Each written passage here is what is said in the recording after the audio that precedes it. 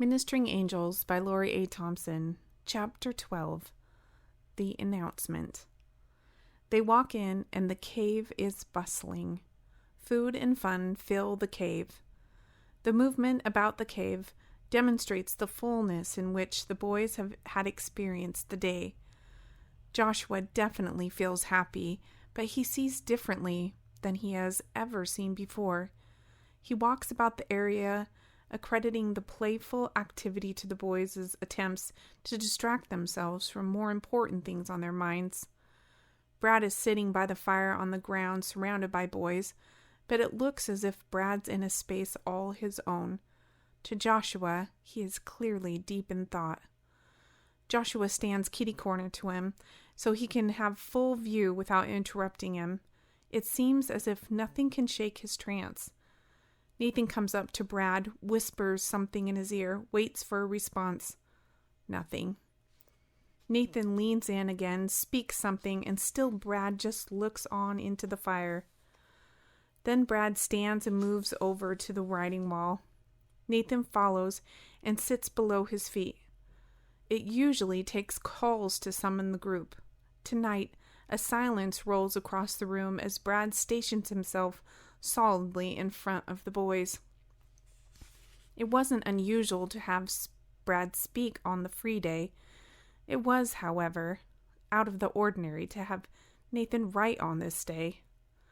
The combination of the two boys standing before them causes an obedient gathering around the fire.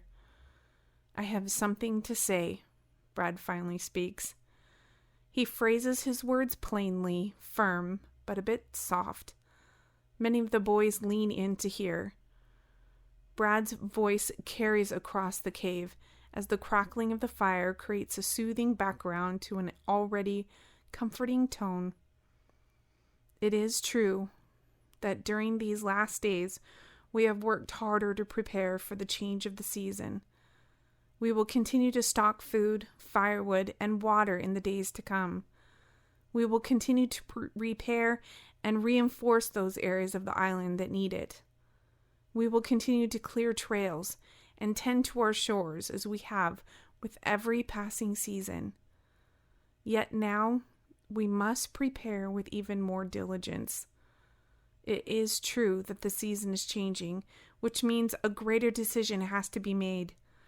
We now know that the ripples run just under the horizon due to a large group of migrating animals. When the season changes, the ripples will subside and the animals will be gone. I have decided to take Aiden and follow the animals to see where they go. The boys immediately begin to grumble and talk among themselves. Most are questioning why he has to go. Joe walks towards him and confronts his decision. What if they go nowhere? They could just go in a vast circle.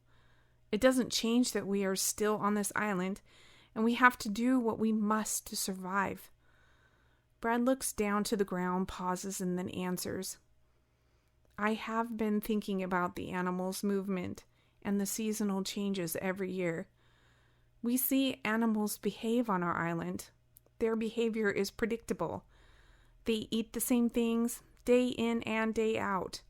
Their movement about the island is aligned with specific seasons. Even when they venture out, their curiosity is predictable. They venture out because of food, weather, or protection. These water animals must behave the same. There is a reason their journey comes sooner every year. Otherwise, their path would stay the same. My guess is based on what we see. They change their pattern because of food, weather, or safety. Our seasons are changing, so we must change. Our survival is based on the life of this island. If we can't maintain that life, we will not survive. We need to know if there are other islands out there. These last words came out slower and quieter. Brad's tone softened even more. I need to know if there are other people out there. Everyone sits in silence. The room is completely still, with only the flames of the fire moving. Aiden stands where he is at and speaks. If we move with the animals, it is our safest way back to the island. We know it may take time to make it back, but we will make it back. Brad interrupts to add some direction. I am leaving Joe in charge of all my duties. He will delegate and decide as needed. Joshua questions, when are you leaving? I want to go with. End of chapter 12.